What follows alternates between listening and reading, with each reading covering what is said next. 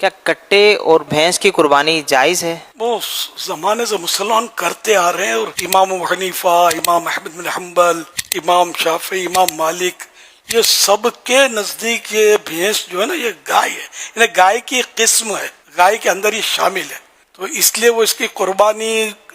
کروڑوں علماء، یعنی لاکھوں کروڑوں علماء اس کو جائز کہہ رہے ہیں۔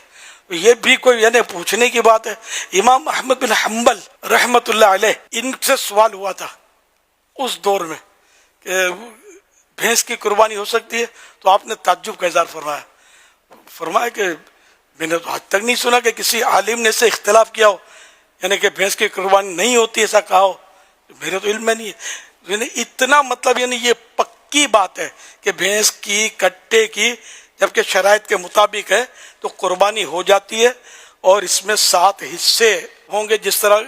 گائے میں، اونٹ میں ہوتے ہیں، تو کوئی سب پرابلم نہیں ہے۔ مزید تفصیلات آپ اس کو دلائل کے ساتھ دیکھنا چاہیں نا، تو یہ جو میرا کلپ ہے اس کے ساتھ لنک دیا ہوا ہے، اس لنک کو آپ دیکھ لیں گے تو پورے دلائل انشاءاللہ آپ کو آ جائیں گے۔ دارالفتہ اہل سنت کا فتویٰ آپ پڑھ لیجیے، اور بالکل کنفیوژن نہیں ہے اس میں نے خود الحمدللہ یہ کٹے کیا قربانیاں کی ہیں اللہ کی رحمت سے، اور علماء بھی ظاہر ہے کہ سب بھی اس کو تسلیم کرتے ہیں، علماء الحمدللہ۔